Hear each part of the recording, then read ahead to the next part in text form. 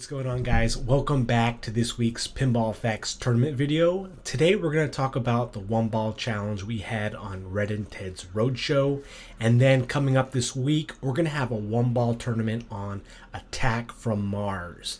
Now, I did promise Balchi that one, so I like to keep my word as much as I can. So we're going to have that for this week. It's only going to be a 5-day challenge instead of 6 because on the 12th, as you guys already know, the Williams Volume 8 pack is set to release, which will include Black Knight 2000, Bonsai Run, and Earthshaker. So I wanted to make sure that it's only 5 days so that we can start preparing for these new Williams tables in our tournaments. And I'm excited for that. I'm excited to try out, like Earthshaker one ball, even a Bonsai Run one ball.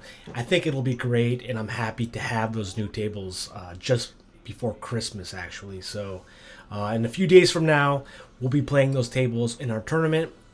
But first, let's talk about this one ball challenge we had on Red and Ted's Roadshow. So Red and Ted's Roadshow is a table that I wanted to, the reason I chose it for this week was because I have played it so many times and I never felt like I actually knew, anything about the table. I think most of the times that I played Red and Ted, it was always just kind of for fun, and I didn't really, explore the table in depth. But this week, I was able to do that a little more, and I found out a good strategy for scoring relatively high with one ball. And the way that worked for me was I was able to hit the ramps and loops and get a lot of combo shots. But what really propelled me to get the score that I achieved was a wheel award. And the wheel award is that I got was just called Millions. And when that is lit, the ramps and loops will give you increasing millions. So the right ramp, the left ramp, if you can hit those, keep on hitting those, you just get like 8 million, 9 million, 10 million a shot. So that really pays off a lot. And that's how I got my score. But the interesting thing about Red and Ted's Roadshow is that there are many ways to score a lot of points. I mean, this table is a high scoring table, right? You can, the modes, starting the different cities, lighting the cities and doing the modes like the Mardi Gras mode. Some are easier than others, like the taxi cab, destroying the taxi is kind of like a trick shot because you have to hit the bulldozer, and that's like in front of Ted's mouth. And so when you do, it's like one of those SDTM shots, right? Straight down the middle. So you have to be very careful and, kind of hit it at an angle. But then you have the what do you call that? The explosion hit that you can get like millions off, as the blast, the explosion blast that you can get a lot of millions from. What else can give you a lot of points? In Miami, I think it's cleaning up the city or just hitting any random target. But that's one of the things I like about Red and Ted. It's like the theme of exploring these different American cities and, having different objectives, right? It keeps the game really fun. Plus, you have, not only is Red and Ted's Roadshow like this wide body, right? It's a wide body from Pat Lawler that also includes a shaker motor inside its cabinet. So you'll notice different modes, the table starts shaking. And that was something that Earthshaker, also from Pat Lawler, was known for. Earthshaker was actually the first table to include a shaker motor in its table that would rumble and vibrate as the players would play specific modes. But you have a left-sided plunger, right? When the flying rocks mode, where you plunge the ball from the left. And just a really well-designed table, artwork-wise, music-wise. I think the person who voiced Red is also a country music singer, if I'm not mistaken. So there's just a lot of personality on this table. Plus, let's not forget Red and Ted themselves, right?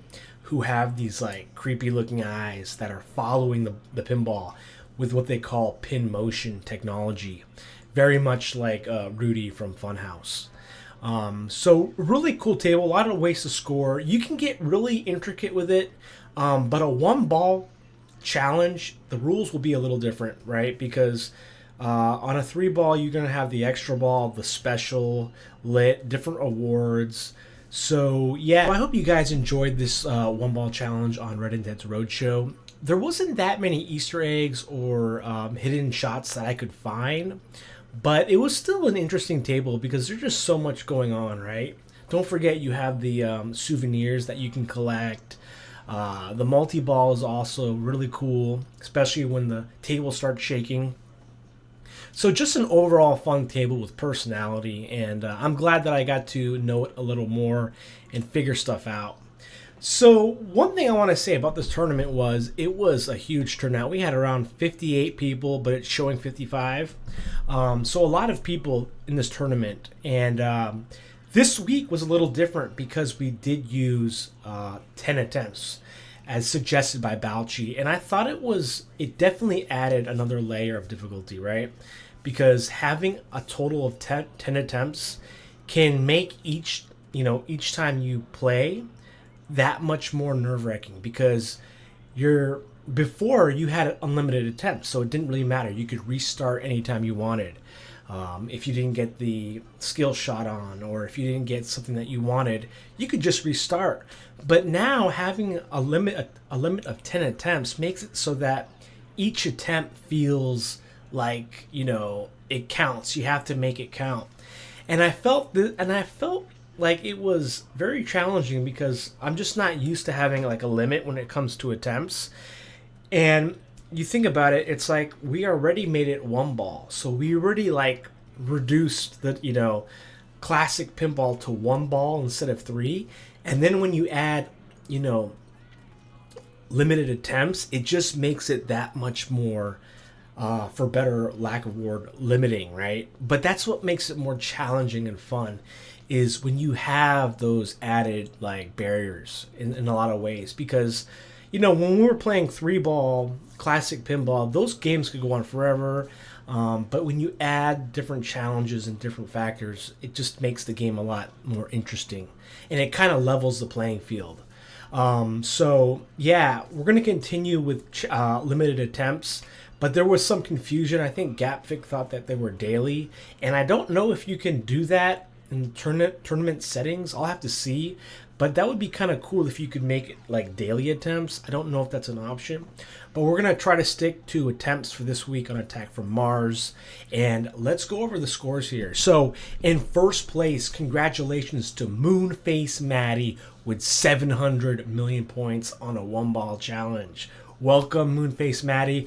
Moonface Maddie joined our tournament last week, and I think Krobs told him about the tournaments. So welcome in, Moonface Maddie, and it is my pleasure to announce your first place victory on this huge tournament here of 58 people.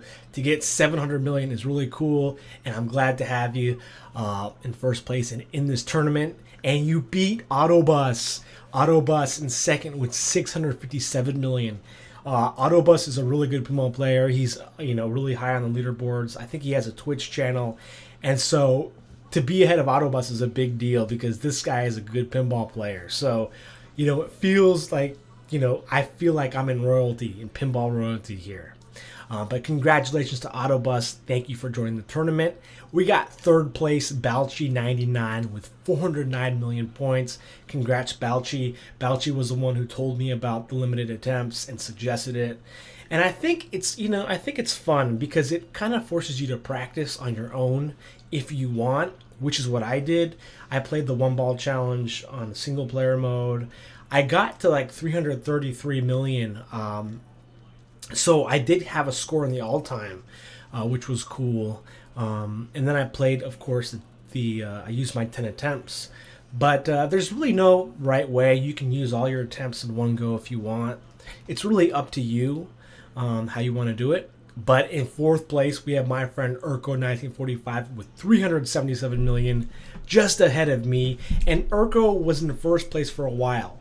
And so another thing that I think is interesting about these tournaments is that people can save their attempts, you know, until the last minute if they want. And they can kind of look at the leaderboard and say, okay, I'll try using my attempt and I'll try to get first if I can. Or they may use them in the early in the week or what have you. So, you know, like I said, Urko was in first for a while, and then people started populating the tournament, and you know, you saw a lot of change because everyone has the same number of attempts, right? So it also does level the playing field in that sense. So congratulations to Urko for fourth place, being in with 377 million points. I got in fifth with 364 million. I just used the hit the ramps, comboed off them when I got the wheel award of millions. So that's how I got my score. Sixth place, a dude man 88. I gotta love the number 88 with 356 million. In seventh place, we have Michael 363, aka Dracky, with 346 million. Look how close it is there, 10 million off. Fat Wayne in eighth with 343 million. Ninth place, Ref Jeff with 333 million, and that's the same score I got on my all-time for single player. So you know, these scores are pretty crazy. I'll have to admit to you that I never thought I could score this many points with only one ball. So, you know, but it's weird because I played Red Intent on the 3-ball, and sometimes I don't even score nearly as much as I do with one ball. So it just kind of shows you that, you know, pinball is luck involved, but also, you know, kind of strategy, right? So going down the list here, Bad Jack Daniels in 12th with 174 million points. 174 million points. Love that background. It's a new background for Bad Jack. We have Gap Vic in 13th with 168 million. Congratulations to Gap Vic for that. 14th place, we have Wombat and Hat with 155 million. Congratulations, Wombat. Going down the list here, UTD 4000 in 21st place with 111 million. Also a new background. I like that space background.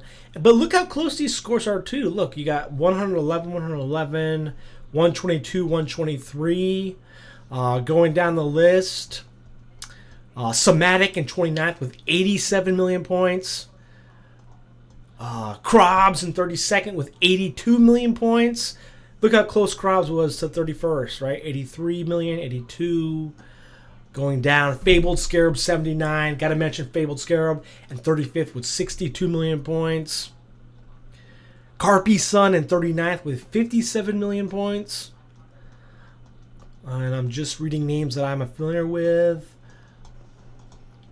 And I believe that's all. So thank you everyone who joined and participated in this week's challenge. I think it was a lot easier than Dr. Dude. But today, let's go and play some Attack from Mars.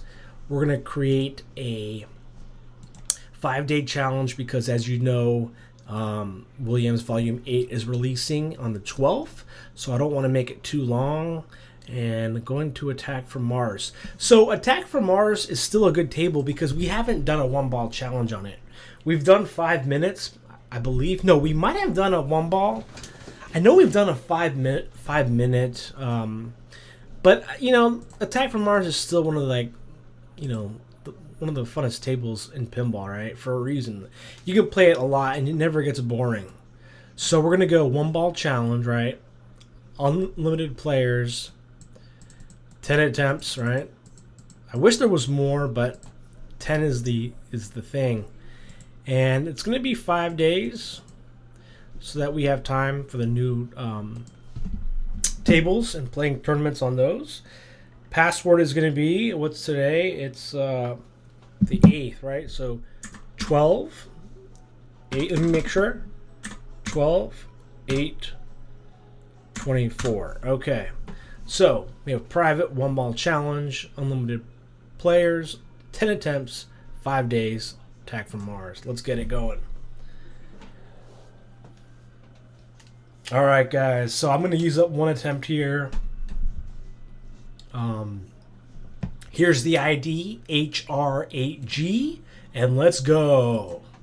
So the password again is today's date, which is 12 12, 8, 24. All right. So, like I said in the beginning, Balchi, this is one of his favorite tables. So he's probably going to score high. So you got to... And this is a high-scoring table. Everyone knows that, right? But let's see here. Let me turn down the volume a little bit. Because it does, like, kind of drown out my my voice. All right. Here we go. So everyone knows with this table, it's all about hitting the flying saucer, right?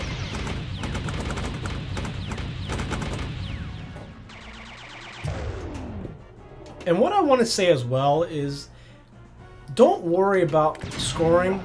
You know, even though it's a tournament, right? Just play the way that makes it fun for you, right? You know, at the end of the day, scoring it's all subjective, you know? Just play how you like to play pinball, and that's what really matters, right?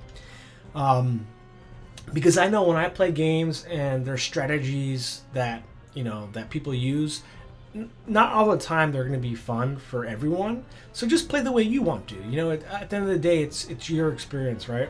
All right, so there's 3 metal plates that you can hit on the flying saucer to damage it more. So let's try to hit all 3. I think I got one there. All 3 there, actually.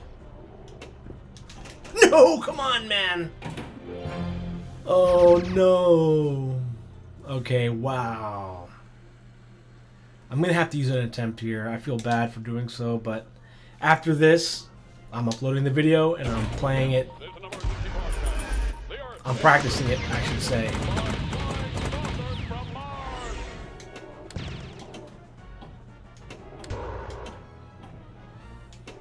You cannot defeat our force field. You cannot defeat our force field. Man, you know, usually I think... Oh my gosh! Okay, I gotta say this. You know, usually I thought this table was a lot easier, but making it a one-ball challenge, like with limited attempts, I just feel like this is gonna be a different kind of challenge. Oh man, I'm gonna stop here because I'm gonna use up all my attempts if I don't. Well guys, thank you for watching this video, and I hope you enjoyed this week's tournament on Attack from Mars with a one-ball challenge. We'll meet again in 5 days, and we'll be playing the new Williams. Till next time, I'll catch you guys later. Take care.